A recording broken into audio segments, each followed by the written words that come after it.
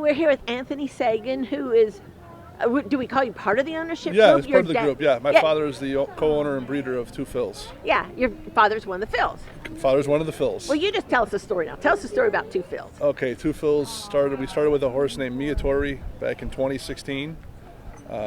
It's our first horse we ever owned as a family, and we raced her. She ran well. She was a stakes winner, multiple graded stakes placed. And after her career, she got hurt, and we decided to breed her. And we got the horse through Jerry LaSalla, who's a retired jockey, and a guy named Gene Lottie. They found Miatori, and that's how we got it started in the business. And now her first baby is now two Phils, who's in the Kentucky Derby. It's an incredible story. That the first horse that we ever had was a horse that no one really wanted, and then this horse, same thing. Nobody wanted him either. We tried to sell him multiple times.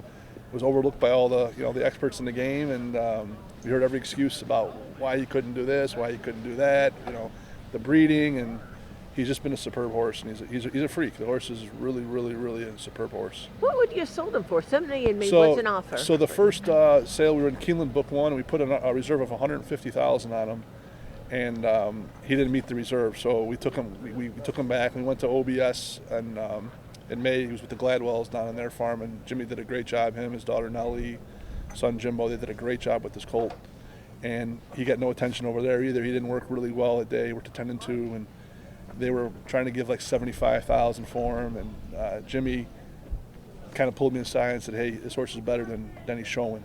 Don't give him away. Take him back." And me and Larry hooked up. We're from Chicago. He's from Chicago. Took the horse in the barn. He trained him, and we decided to make a partnership with his other owner, Patricia's Hope, Vince Foglia.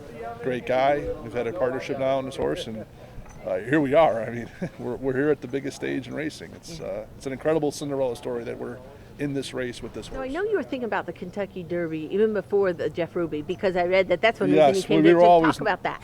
Well, when did the Derby first come on your radar? Well, when he won the Street Sense last year as a 2-year-old, we knew he could route, and we knew he had talent, but we didn't know if he would progress to his 3-year-old season. A lot of horses don't go from 2 to 3, and they don't mature and progress, and this horse is just getting progressively better each race. And at the fairgrounds, he ran really well. He ran against the toughest circuit, I think, in my opinion, for the Derby. He came up a little short in both races. He ran second in the Lecomte, third in the Risen Star. Took the lead in the stretch both times and just couldn't seal the deal.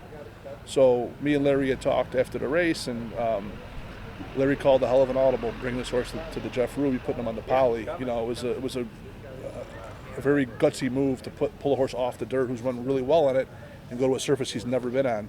But Larry had a good instinct, good gut that this horse would like the poly, and he showed up and he showed out. And he dominated that race. Run 101 Beyer, fastest Beyer of any horse coming into this race. He run 2 on the Thoroughgrass, 5.5 on the Rags.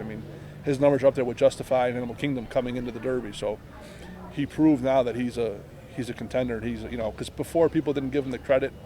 They thought he was, a nice horse, but he was a cut below the top in this company. But after the Ruby, people are starting to really look at him now. Well, not to scare you off, because how it goes sometimes with wise guy horses, but he's like the wise guy horse. Listen, we love the support. We love all the people coming up to us. It's been great. Couldn't even dream that we're here. Sometimes I wake up and I'm like, this is real, that we're really here with this. It's like, it's surreal that we're in this race with this horse. Well, what puts him in the winner's circle is what I call the ever helpful headline writer, where, like with American Pharaoh, they were wanting to correct the spelling on Pharaoh. Yes. So two Phils, the apostrophe. Everyone's asking about the apostrophe with two Phils. It's just something when we submitted. My dad submitted it to the Jockeys Club, and I guess it's just how he did it. And I think it gives him a little style, a little pizzazz to his name, and now it gives people something to talk about. That little apostrophe, not supposed to be there, but we're not grammar experts, so we submitted it the way it is, and I like the way it looks on paper. Well, so how many horses do you have? Because his mom was your first horse. His mom was her first horse in the business, and he has 2 brothers. He's got one out of Omaha Beach, who's a 2-year-old, and he's got a Mackenzie yearling baby that's getting ready to go to the Keeneland sale this September.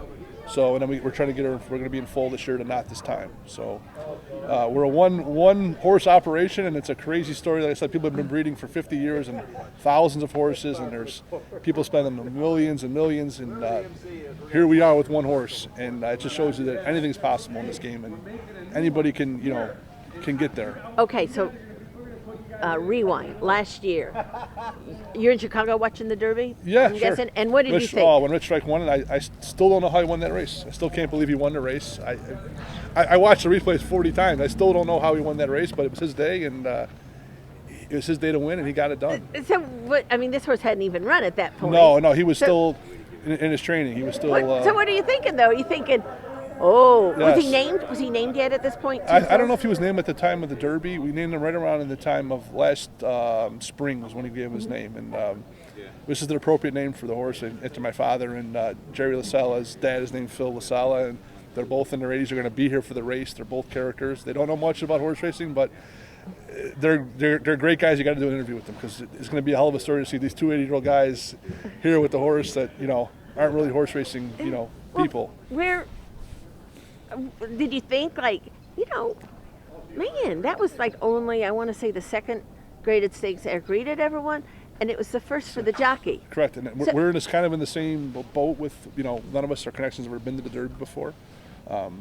We've had stake winners, but we've never been to this race. The rider, Jared Lawberry, Larry Riley, the owners, none of us have been to this race, so it's a true story where, it's our first time. We're not the big name people that everybody knows, the Brad Cox, Todd Pletcher, Steve Ashton, the guys that dominate.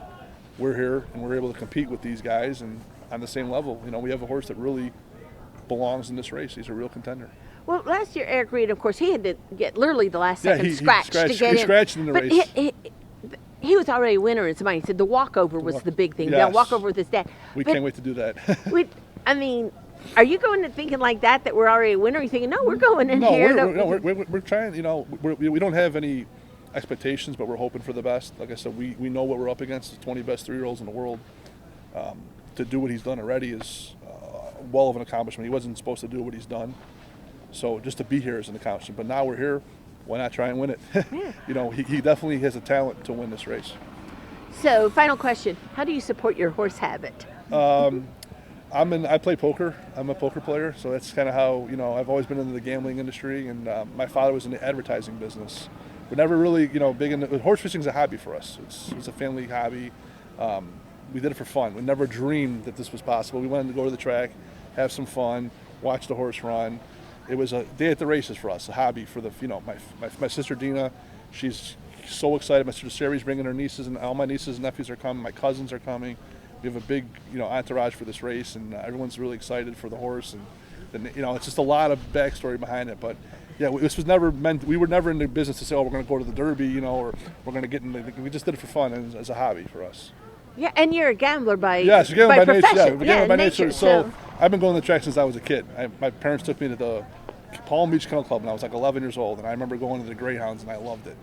And then after that, I started going to Maywood Park and going to the harness tracks. And I used to be in the harness game. I used to love the harness horse. I used to own harness horses with a family friend, Joe Casano, good guy. Now they're out of they closed down Maywood and Balmoral, so racing's done. And then we got involved. We took a shot with one thoroughbred, and now we're on the biggest stage in racing. It's just a great thing. We couldn't be happier.